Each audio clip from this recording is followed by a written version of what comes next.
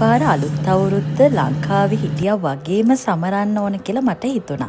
ඒ නිසා චීනයේදී අලුත් අවුරුද්ද මේ විදිහට සමරන්න ඕන කියලා හිතුනේ හස්බන්ඩ්ුත් මේ පාර අලුත් අවුරුදු අරගෙන මාව බලන්න ආපු නිසා.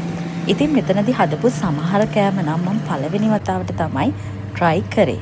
මුං කැවුම් නම් කලින් හදලා තියෙනවා. නාරං කැවුම් නම් පළවෙනි වතාවට තමයි හැදුවේ. ඉතින් රෙසිපිස් බලාගෙන මෙහෙන් අවශ්‍ය දේවල් ගන්නත් පුළුවන් අපිට. ඉතින් ඒ විදිහට තමයි මේ පාර අවුරුද්දට කෑම වර්ග පොඩ හදන්න පටන් ගත්තේ. ලෝකෙ කොහේ හිටියත් අලුත් අවුරුද්ද කාලෙදී අපිට ඒ සතුට දැනෙනවා. ඉතින් මේ පාර නැකත් වෙලාවත් චීනේ වෙලාවත් එක්ක ලොකු වෙනසක් නැති නිසා ඒ වෙලාවට නැකත් ගන්න පුළුවන් නිසා තමයි මේ විදිහට අලුත් අවුරුද්දට ලෑස්ති වෙන්න හිතුවේ. ඉතින් පළවෙනි වතාවට තමයි මම මේ විදිහට බටර් කේක් එකක් හදන්නේ. ඒකත් හරිම රෙසිපි එකට ආවා. පොඩ්ඩක්වත් වැරදුනේ නැහැ. කාපු අය හරිම රසයි කියලා කිව්වා. ඉතින් පළවෙනි වතාවට තමයි මගේ මේ බටර් කේක් එකත් මම හැදුවේ. ඊට පස්සේ මට හිතුණා බටර් කේක් එක හරි ගිය නිසා ඒ දවසේම චොක්ලට් කේක් එකකුත් හදන්න ඕනි කියලා. ඒකත් චොක්ලට් කේක් එකක් අයිසින් කේක් එකක් මට ඕන වුණා මේසෙට තියන්න. ඉතින් ඒක කඩෙන් ඕඩර් කරනවට වඩා මමම try කරනවා කියලා හිතුවා. ඇත්තටම first time තමයි මම මේ විදිහට කේක් එකක් අයිසින් කරන්න හිතුවේ. ඉතින් කොහොම හරි එකත් හරි ගියා. පොඩ්ඩක්වත් වැරදුනේ නැහැ. කේක් එකත් හොඳට ආවා. ඒ වගේම අයිසින් කරන එක මට ටිකක් හුරු නෑ අතට. හැබැයි ඉතින් අමාරුවෙන් කොහොම හරි අයිසින් කරලා ඒකත් සරසව ගත්තා. හැබැයි ඉතින් ඉස්සරහටත් කේක් හදන්න අයිසින් කරන්න ආසාවකුත් මේත් එක්කම ආවා.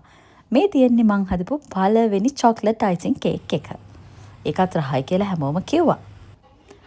ඉතින් මේ විදිහට එදා දවසේ උදේ කිරිබතුත් අපි නැකතට වැඩාල්ලලා හදලා මේ විදිහට තමයි අපේ කෑම මේසෙ ලෑස්ති කරේ.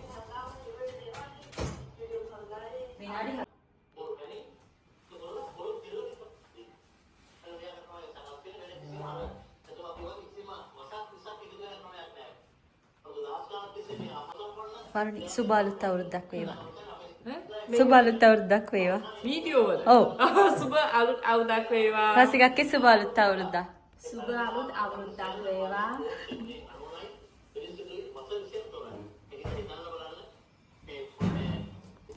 ඉතින් නැකත් වෙලාවට අපිත් එක්ක අවුරුදු සමරන්න මේ පාර වරුණී රසිකයිත් අපේ ගෙදර ආවා. ඉතින් ඒගොල්ලත් එක්ක එකතු වෙලා තමයි අවුරුදු සැමරුවේ. කාලා ඉවර වෙලා වරුණී අපිත් එක්ක කරන්න ලස්සන ගේම් එකක් ලෑස්ති කරගෙන ඇවිල්ලා තිබුණා.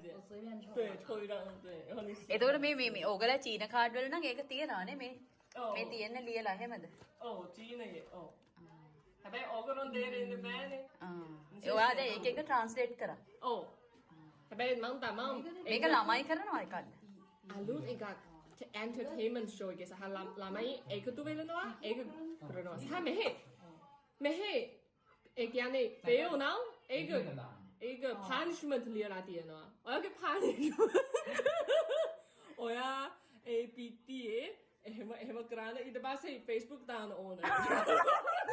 fail වුණා. මේ චරිත ගේ මොකද්ද?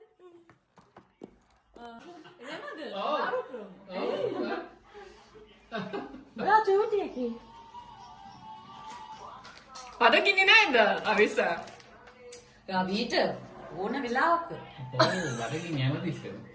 මෙන්න මේකෙන් භාගයක් පම්මා. ඔව් කමු. 那我可以挑战任何人。对，可以任何人就是随便。 ඉන්නු මම කැදයිද? ඔයා ලස්සනයි. ඔයා ලස්සනයි. කැඩ නැද්ද? එයා ලස්සනයි. මම දන්නවා වගේ එක දැන්. ඔයා දන්නවද? මට හිතා ගන්න පුළුවන්. one word කියලා.